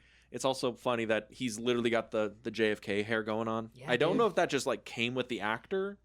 You know, I don't know, but he looks kind of like JFK. If you told me it was intentional, I'd believe you. But it is interesting. I'm just trying to like really parse out what Jaws is trying to say. Just like mistrust anyone that looks like a politician, yes. Right? You know, and really trust like the working class, like Brody characters, right? I don't know, like, because the friendship thing, it's in the movie. Like the movie ends with, you know, Dreyfus and fucking Scheider coming out of the water being like, we did it. We didn't fucking die. What about Quint? Don't worry about him. The most brutal death. Spielberg film, you know? Right. Okay. Quint's death is probably the most, like, traumatic character death in any movie. After he does the whole Indianapolis thing being like, yes, hold it up to the camera. After the whole, like, yeah, all of my friends died in the fucking war. You know, they all got eaten by sharks. You know, I really dedicated my life to hunting and killing sharks that killed my friend. Because I should be dead. I don't know how I survived. I don't know how I survived. And how do I die? Not 10 minutes later, I'm getting eaten by a shark. No, please. I honestly, it would have been not totally different movie. It'd been so hardcore if he's yelling back to Scheider being like, kill me. One of them had to die. Well, just to elevate the stakes at that point. I would have chosen Quint too. Is that Hooper dies in the book too? Oh, so he leaves just Brody out there to fend for himself. Oh shit! But is that how Quint goes in the book too? Quint gets caught on a rope that's stuck to the shark and gets pulled, and he's dragged and he drowns basically. Oh, so not this brutal. Mm-mm. Oh. But I mean, it's pretty bad because he's. Brody's watching him underwater, and he's like screaming under the water, and then he just kind of goes limp and just sinks down. I'm like, oh shit! Oh, but no, Hooper dies like really gnarly. He dies in the cage. He gets attacked like in the movie, but the shark severs him in half, so completely splits him, resurfaces, and then he's got Hooper on this side of his mouth and on this side of his mouth, and Brody's just like, the fuck? And I'm like, I'm glad they didn't film that. That would have been so bad. It would have been difficult to shoot. Yeah. It's just like, yeah. I mean, it's interesting because in the movie, it's almost like that because what is it? We don't see because Dreyfus gets in the cage and then it's implied he's dead. And then. Even though we see him swim, you know. Yeah. Cover up. Yeah. and Quint dies. So for the most part, it does have Scheider, Brody's character, Brody, as the like last man standing. Mm-hmm. I mean, they could have easily just cut out that part where fucking Dreyfus goes hiding and been like, yeah, so he died. Dude, he ran out of oxygen. Dreyfus also just popping out of the water, and he's not like, hey man. He's just like, I'm gonna slowly swim up to him and just make my way back to Brody. Catch him off guard. There's no ship or anything, but and I'm like, how you doing? Brody, I would have jumped out of my freaking skin. You'd have just turned around with the harpoon and just fucking Yeah, murdered Hooper right. right there in the You're water. on guard at that point. Brody was as excited as Brody gets. She's like, I did it. I killed the damn thing. Yeah. We can reopen the beaches. Like, I would have popped my head up and been like, hey, I made it. I like that. After you pop your head up like, hey, what's going on? Ooh, damn. Quint? Really changed the place here. Yeah. Quint? No. I'm really surprised there wasn't a... Yeah, fuck that guy. You know, if it was gonna be one of us. Oh, could you imagine if line change perfect? Quint, does it even matter? And they just float away. Or no. Do you even care? Yeah. Amity means friendship. Yeah. What's God? I'm not even if mad they about were not including them off it. If they were swimming away and Brody looks over and be like, you know what amity means, Hooper? What? Friendship. Cut to black. Hey, just leave me hanging, friend. Oh. And then they should have paddled their way back to shore. If it ended with friendship, dun-dun-dun-dun, and just goes into the fucking credits, I would have been like, yeah, this movie fucking, how did people like this movie? Burn it to the ground. That's what Jaws 2 should have been. Jaws It's 2 just the should- following of their friendship after a possible affair. Another thing Brother too husbands. is like I keep going back to just like how chaotic this movie is in terms of, you know, there's something to this that I didn't see often until like very recently. Like there's such important conversations that happen that are like kind of muffled by just so much background noise. Like everybody is talking all at once in this movie. Like he's just like on the phone figuring out like initially what happened the night before, and like the wife and the kid in the back are just like so loud. And even just like scenes in the streets of just giving other officers direction on what to do, like we can hear the background actors like so clear, and it's chaotic and like at sometimes maybe a bit hard to follow, but I really love the chaos of it all. And I don't remember like seeing that kind of style in other films other than like when the Bear came out. You guys watched The Bear? There's like there's so many like kitchen scenes of just like everybody just like everything's chaos and everybody's talking at once, and it feels like these three conversations that should be kind of like broken up into three different scenes are all just happening all at the same time in one. And I think it's like really interesting how it's successful here with Jaws. Yeah. I don't know. Well, it adds to the fact that once it goes quiet, we notice it right away. Yeah. Right? Because in the scene where they're, you know, having the big meeting with the town and everything, everyone's talking and they're yelling and they're screaming, and then, you know, fucking nails on a chalkboard, and then it goes like super quiet, and then we just fucking, you know, we're just going to dolly into Shaw as he's just working his fucking ass off. How did this guy not win a fucking Oscar? I swear to God. And he's just giving this monologue, and it's so quiet. There's no music. It's just him talking. And then as soon as he leaves, all right, now back to yelling and screaming at each other. I'll catch this bird for you.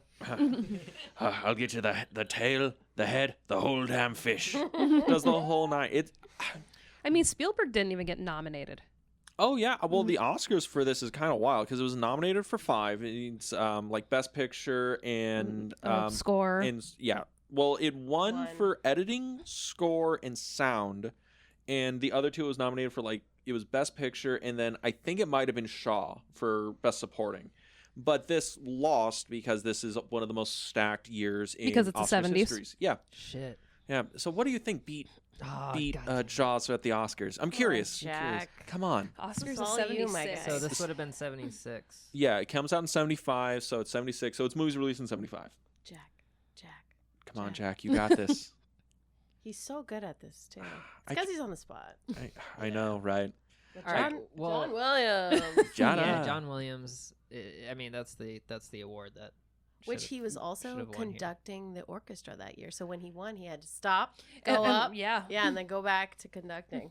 That feeling when you're just kind of the fucking goat. Yeah. Unbelievable. God damn it! What won Best Picture? This is the One Flew Over the Cuckoo's Nest year. Oh. Yeah. So it's Cuckoo's Nest, Nashville, Jaws. You want to watch the baseball game, Dean? Oh, God. Wait, I'm just throwing it out there. This is one of the most stacked fucking years in Oscar history. What It a is time to be alive, insane. dude. Insane. But how crazy if he had won the Oscar. Spielberg with his like first real. If he gets hit. nominated for best director and wins, The Orson Welles of it all. oh god, a little bit. Wow. I mean, it would probably change his career trajectory, because what is it? The entire 80s, I don't think he ever gets nominated for best director, and it's a thing that like really bugs the shit out of him for like the whole decade. Because when he finally wins, it's Schindler's List. Mm-hmm. And that's almost like a thing where, I mean, you could argue he's kind of making that, being like, it's the first movie he's ever made, being like, you know what? Fuck all you Hollywood people. Yeah. I'm making a movie for me, Yeah. for my people. Fuck all you. And they're like, Oh, what, are you fine. not going to give him the Oscar for this? yeah. And then they're finally like, you know what, Steven? You learned. Now you can have your Oscar. Yeah. He had to You pay his learned to just dues. not care about it anymore. Put in the time. Shout out to John Williams, man. Yeah, man. Come on. Shout out to Johnny Williams, bro. Do you think Spielberg is just like, hey, John, you know, I'm kind of bored. Can you just like whip me bud. up something on the drive to work? Hey, Johnny. Hey, John. You guys ever see him live? No. No, I Kelsey- fucking wish. Kelsey and I went Oh, Hollywood Bowl. dream. What did we go? 2 years ago? 3 years ago? a couple of years ago, yeah. And we saw him come out and with lightsabers. It was it was quite a event to be at. It was beautiful. Now it's like the music Of John Williams, yeah. It's not him. Mm-hmm. I think we saw the last Hollywood Bowl show with him conducting. Yeah, I think we did too. We went to another show. I think we went to like Jazz Fest or something, and Kelsey and I thought we were like, you know what, we're gonna save on fees and taxes. We're gonna buy our John Williams tickets right at the Pro box tip, office. people. Pro Yeah. tip. And we got there, and the very nice lady, shout out to her, whoever she is out there. She's like, listen, guys, I just want you to know that it's the music of John Williams. John Williams isn't gonna be here. He's okay. Minor health thing. He's okay. He's fine. But just want you to know, it's not gonna be him doing it. Me and Kelsey were like, fuck that. We're not. Good Yeah. day. Yeah, you know. I'm not gonna buy the shuttle pass and do the Told Hollywood us. Bowl stuff. Yeah. You're like, Get us Burger all that King's down the traffic. road. I'll go somewhere else then. Yeah, you know, I have all of these movies at home. You know, I have a couple on vinyl. You know, we can do this.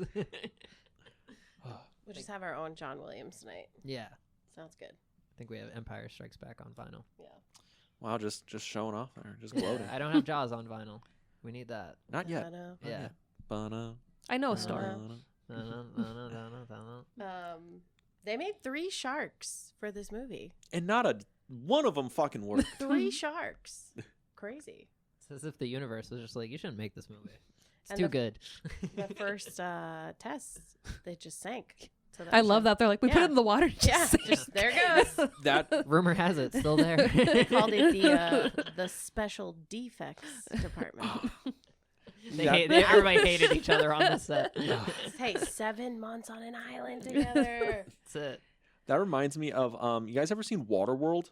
Yes. Okay, with Kevin Costner. No? The live show at Yeah, I've seen Universal the is way live better show. than the Yes. actual Way movie. better. Oh, yeah. So much better than the movie. And Dean loves Kevin Costner. I hate Kevin Costner. He's his biggest fan. He is the epitome Dances with of Wolves. You what hate him? he is. One of the most uncharismatic divorce dads of Hollywood. That's how I feel about Jesse Plemons. Unpopular opinion. Drives me bonkers. Bro, give me some emotion. Kelsey needs emotion with the actors. Sorry. And it's fair. But okay, but in Waterworld, right? There's like the fucking atoll. It's made out of like metal or whatever. It's supposed to be like this big floating metal island out in the middle of the fucking waters. They literally built this. It's a real fucking set out off the coast of fucking Hawaii. Dean tells me the story all the time. It's and I'm just beautiful. It costs because Still time, Becky. this so rude, so fucking rude. Tosses her engagement ring. I can't get it off. This fucking set, this atoll they built, because it's like one of the only sets in the fucking movie, cost them like $50 million to make. 2 weeks into shooting, fucking sinks to the bottom of the ocean. Then they built another one, and I know this because to build it, it was all built with real metal, real steel. Didn't they use some from your work? They did. They used as much steel as could be supplied to the entire southwest of the United States of America. For fucking Waterworld. For fucking Waterworld. For fucking Waterworld. It's just my one of these God. things that make indie filmmakers just really upset because the amount of movies and great work we could have made with the budget of the first fucking thing that sunk. Mm-hmm. off the budget of Costner's hotel stay. Yeah. So everyone's staying on like either like a floating like ship island thing, but Costner's like, no, I want to get boated back to Maui and I want my luxury penthouse suite hotel room to stay in every night. And they're like, Kevin, it's a 2.5 hour boat ride back. Ever hear of method acting? Just please. And he would go lay down for 5 hours and then have to get back up and get shipped back out to set for the next day's filming. He would have never survived Jaws. My God. No. Bruce would have eaten him. Yeah, 100%. Spielberg didn't leave the island because he knew if he did, the studio would shut it down and he would never go back. Oh God, what is it? Wasn't it a thing like Spielberg didn't film on the last day of filming because he was sure the crew was gonna like Throw him over the boat. throw him over the boat? Yeah. And then it turned into like his thing where he doesn't film the last scene. Really? Yeah. No shit. Yeah, I didn't know that. that's his thing now, where he's like, okay, you know, the crew's got it, they know what they're doing, and I'm there for the I trust martini and that's it. yeah. I love that. He's just like, all right, you assistant AD, who I barely remember your name, you're gonna film the last scene of the Spielberg movie. And he's like, what? I got brought in like halfway through. Oh God. So Oh, God. no, you kid with the coffees, make you a star today. Yeah. You're gonna film the last scene. You're gonna blow up the shark. Yeah. Spielberg's over there with his Miller High Life, ready to shotgun it as soon as cut's called. Well, on the set of War of the Worlds, we're gonna save the big Tom Cruise stunt for the last day, and you're gonna do that, okay?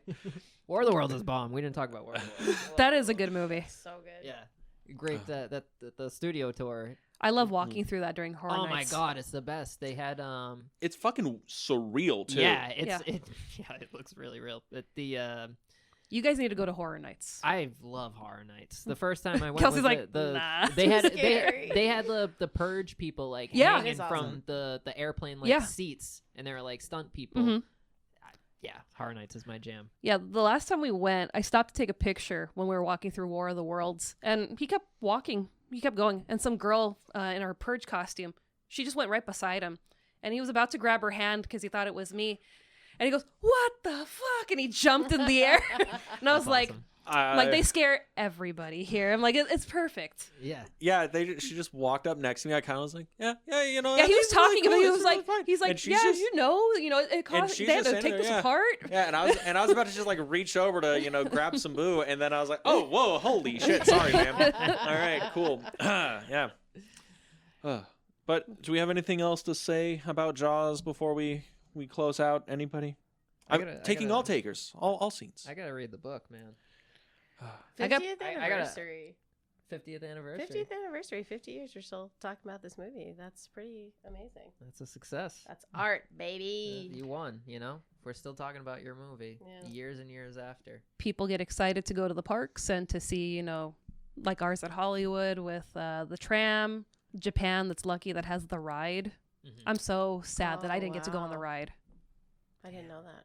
Yeah, they have like a boat ride, and they just kind of like take you through, and he pops out of the water, and the boat captain has like a gun and shoots at the Oh, shark. I'm like, I wow. wish we had that here. Did you awesome. propose when Jaws pop out of the water? I had the ring. Like, That's another. Why thing. didn't you? That is funny. Like, there's so much of like that of Jaws where I'm like, wait, Kevin Smith has just been ripping this for decades. In the Chasing Amy thing, being like, you know where I got this scar? Yeah, I was eating her out of the car, and then she hit the parking brake. my Yeah, you know where I got this scar? That is hilarious. Yeah, it's. And then I think that's a thing. Like in every Kevin Smith movies, there's like a Jaws reference. I didn't even realize that till now. In every episode of ours, there's a Jaws reference. Blowing my mind. What other Kevin Smith ones do we have? Well, in Mallrats, it's definitely in there because that's where you get. I think there's like a music reference in Mallrats. There's Chasing Amy. I know in Clerks he literally does the salsa shark thing. I'm trying to think Jersey Girl. What would you do? In Jersey Girl, doesn't he go and he like rents? He's trying to rent porno, and then they're like, "What are you renting?" And he puts Jaws on top to like hide his porno from his kid. It sounds familiar. It's been a very long time since I've seen Jersey Girl. It's okay. I thought you were gonna say it's been a long time since you had to rent porn at No. the video store. Jersey Girl's good. I like Jersey Girl. It's weird. I'm that okay with saying that, like on a recorded podcast. Like Jersey Girl's good. Is Jersey Girl Kevin Smith's most like maligned movie? Okay, but Tusk. before he gets to Tusk and stuff, but like I feel like Jersey Girl comes out and everyone is just like, Kevin, you can't be a real movie maker. No, you're not doing Jersey Girl. Everyone hated that movie for fucking ever. I don't know why that was good. I mean, it was sad, kills J-Lo off like immediately. Super quick. Well, that was the thing. I think everyone was fed up with Ben Affleck and J-Lo at the time, and they were like, another J-Lo Affleck thing. Gigi comes out. It wasn't Geely. I think Ben was just like, listen, Kevin, I don't say no to you often, okay? But the only thing I ask is if we kill her in the first 10 minutes, okay? He's like, I'll be an asshole for most of the movie. I'll do your PG-13 movie, Kevin, okay? But we're going to kill J-Lo in the first 10 minutes. I saw Kevin Smith at a Whole Foods. Really? Shortly after I moved here, yeah. Really? I was like, ooh, I'm in Hollywood. Was it big Kevin Smith or little Kevin Smith? Little Kevin Smith. He was at Whole Foods. Oh, I see. Yeah, right. We saw him, what was it, a month after he had his heart attack? Oh, wow. yeah. Right after he recovered from it, he was at the Brea Improv doing Fat Man on Batman, I think. Yeah, it was one of his podcasts. We went for a live taping. Cool. And it was just like, wow. I'm like, we almost could have lost you. Yeah. And it was just like, cool. Yeah. Kevin Smith, and you got to go to Whole Foods and see he him. was just chilling. People were taking pictures with him. I was like, not going to be that guy. You guys saw his daughter at the...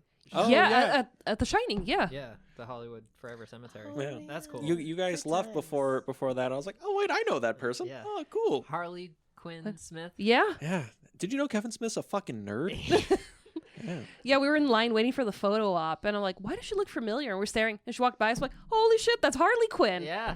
I'm like, Hi. yeah. Jaws, man. All Shout right, out to Jaws. And Jaws, hey, one hell of a drug. Not to mention, too, like, I think people are still scared to go in the water after Yeah. this. I am.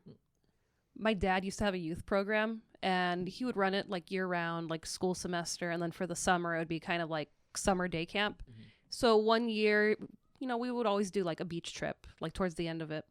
And he's like, you know what? I'm going to show these kids Jaws. And I grew up with Jaws. I'm like, fuck yeah, I love Jaws. Let's do it. They were terrified. They'd never seen the movies before. And we get to the beach the next day. I couldn't get them to go in the water. I'm like, and they're like, it's going to get you and it's going to eat you. And I'm just like, no. Your dad's a smart man. He just saved himself so much fucking work watching kids. Yeah. Oh my God. He's like, I was the only fool out there in the water. He's like, yeah, kids, go play in the water. He ocean. kicks back, got a stogie, a Miller High Life. Be like, I don't have to watch these kids at all. They're not gonna drown. They're gonna get in the water. Damn, that's the approach my mom took. That's parenting. Just show your kids horror movies, Yeah. and they won't do any dumb shit, right? Man, my kid has this real propensity to go wandering around into the woods. All right, wrong turn. All right, let's roll it in. Probably, what? My favorite Halloween costume of ours, Jack? I think so. I think Yeah. so. Definitely the most creative one. Yeah. That was a good. Maybe we'll share that photo with you. I'll guys. say if you float it over to us, Yeah. Floated over to us. Oh! Yeah. I was Chief Brody, and Kelsie was Bruce the Shark. Bruce. Proudly. Yeah. Yeah. We've had some good ones. We were Beetlejuice last year. Beetlejuice and Bob. And Bob. And then we were Jack and Wendy Mhm. from The Shining. Mhm. And then another year you were Ripley, Mm-hmm. and I was Kane. Kane with the alien coming out of my stomach. So I What think- will we do next? yeah, what will we do next? You guys are like officially the coolest couple. Oh, stop it. Oh my God, No. I'm great. We can't take that title in front of we, you guys. we don't even do costumes. I mean, you collect such amazing things. I together, collect though. things. I do stupid things like pet sharks. It happens. Yeah. Yeah, dude. But yeah, so that's Jaws. Would recommend. Highly. Yes. And real quick, on our way here, I forgot to mention we have Yes, this, you got to tell the story. we have this sign. I think the camera can see it. Yeah, it should Yeah, see it. yeah, Okay. it's picking it up. It's this was part of our Halloween costume. Kelsie made the sign herself. It looks incredible. No swimming. With blood. Hazardous area. Beach closed by order of the Amity PD. So as I, didn't bring as much good shit as you guys did, but we figured we bring the sign with us to add to the collection of stuff. And as I was walking over here to the studio, Kelsie and I just looked like we were definitely protesting.